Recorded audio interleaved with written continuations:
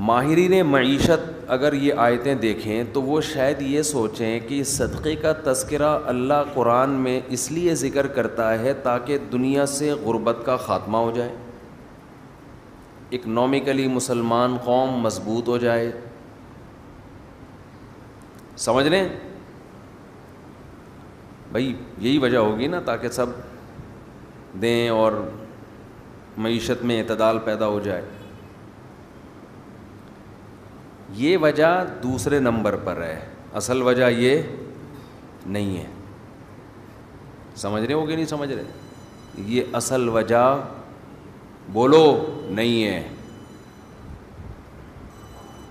اصل وجہ یہ ہے کہ انسان اور بندے کا جو اللہ اور بندے کا جو تعلق ہے نا، اللہ چاہتے ہیں تم یہ ثابت کرو اپنے عمل سے کہ تمہارا مجھ پر ایمان ہے اور تمہیں یقین ہے کہ ایک دن تمہاری مجھ سے ملاقات ہونے والی ہے، اور تم دنیا کو مسافر خانہ سمجھتے ہو اور تم دنیا سے دل نہیں لگاتے ہو. اس کے لیے جب تک روکھڑا خرچ نہیں کرو گے مجھے یقین نہیں آئے گا. بہت مشکل ہے بات سمجھنا. اس کے لیے جب تک روکھڑا خرچ نہیں ہوگا، اللہ کہتے ہیں مجھے تمہارے دعووں پر یقین نہیں آئے گا. اس کی مثال دیتا ہوں میں. ایک کروڑ پتی تاجر آپ کے پاس آیا اور کہنے لگا کہ ایک پلاٹ بک رہا ہے، خرید لے، انویسٹ کر لے، پیسے نہیں ہیں ادھار لے کے ڈال دے. 1 کروڑ کا لے گا، میں تجھے قسم اٹھا کے کہتا ہوں 1 مہینے میں 30-40 لاکھ اس کی قیمت بڑھ جائے گی. پھر نہ بولنا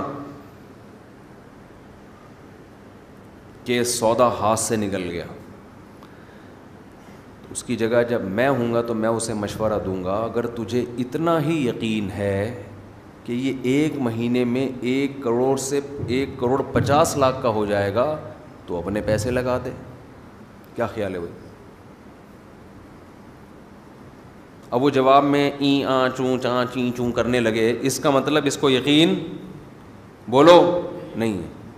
اس کو کسی نے یہ پلاٹ آپ کو پہنانے کا حکم دیا ہے، اس کا کمیشن ہے کہ یار اس کو پہنا دے، یہ سبزی والے بھی اس سے پیسے لے کے بھاگے ہوئے اور پتہ نہیں کون کون یہ خرید لے گا. جس کو یقین ہوتا ہے وہ اپنا سودا جانے دیتا ہے.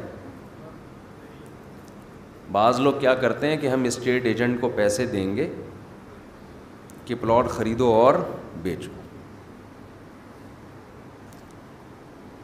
تو دے دیں، بہت اچھی بات ہے.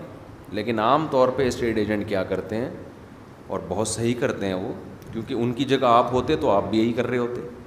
جہاں لگا کہ انویسٹمنٹ کم اور پروفٹ زیادہ تو وہ آپ کا نہیں بلکہ اپنا پیسہ لگائے گا اس میں. سمجھتے ہو؟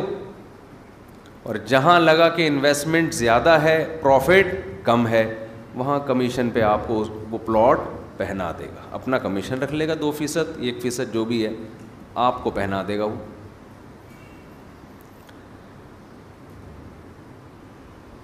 سارے نہیں ہوتے لیکن ہم اکثر ایسا ہی ہو رہا ہوتا ہے. جب آپ خود اس کی جگہ ہوتے تو یہی کر رہے ہوتے تو پھر خود سوچ لو، پھر اس میں کون سی ایسی گھبرانے کی بات. وہ کیوں لگائے گا آپ کے پیسے؟ جہاں انسان کو یقین ہوتا ہے کہ یہ مجھے ملنے والا ہے 100% پروفٹ، وہاں کس کا پیسہ لگاتا ہے؟ اپنا. اور جہاں خطرہ ہوتا ہے وہاں کس کا لگاتا ہے؟ دوسروں سے پیسے لے کے لگاتا ہے.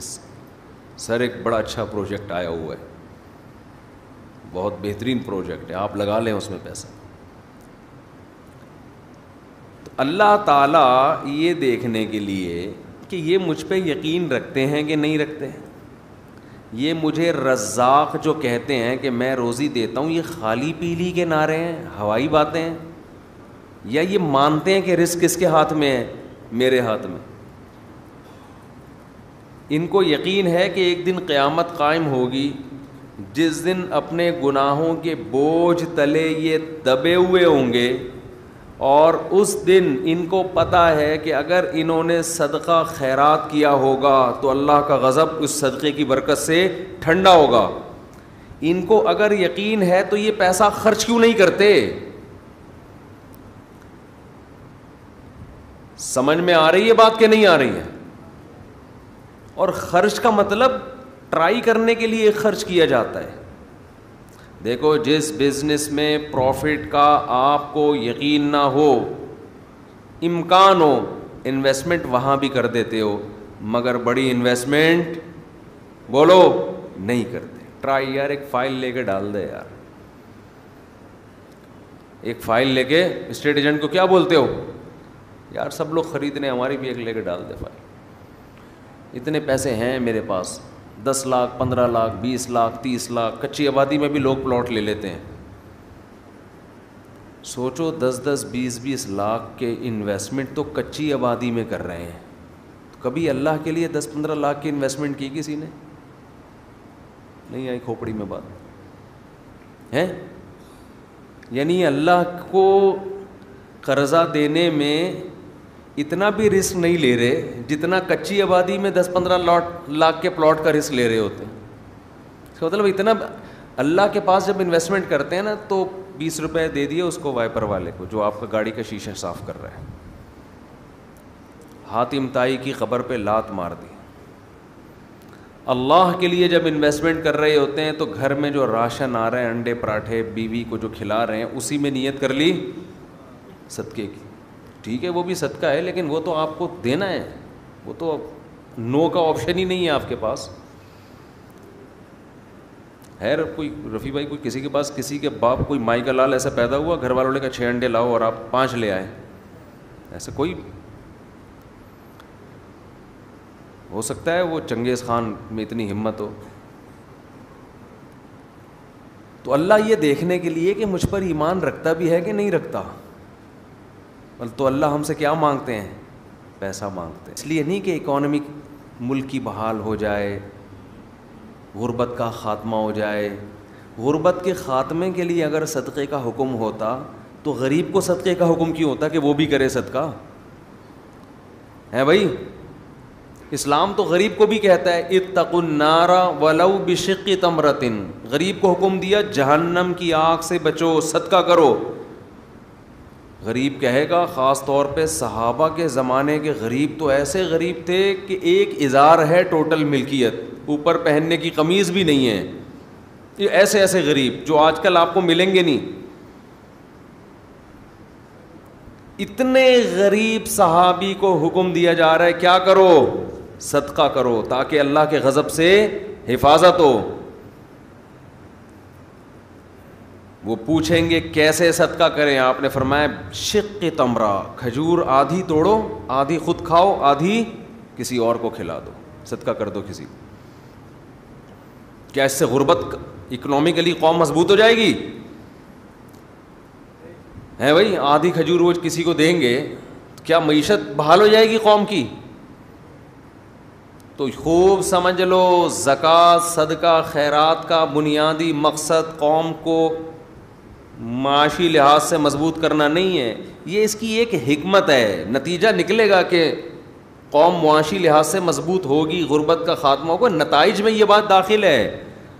آپ کو جو حکم دیا جا رہا ہے وہ اس لیے نہیں, بلکہ وہ آپ کا خدا سے تعلق کتنا ہے, آپ اس پر ایمان رکھتے ہو, آپ اپنے آپ کو اس کا غلام سمجھتے ہو کہ نہیں سمجھتے, آپ کو اس کے وعدوں پر یقین ہے. من ذا الذی یقرض اللہ قرضا حسنا, اللہ کہتے ہیں کون ہے مجھے قرضے دے, قرضہ دو, قرضہ, اور میں سود لگا کے دوں گا, واپس بڑھا کے دوں گا.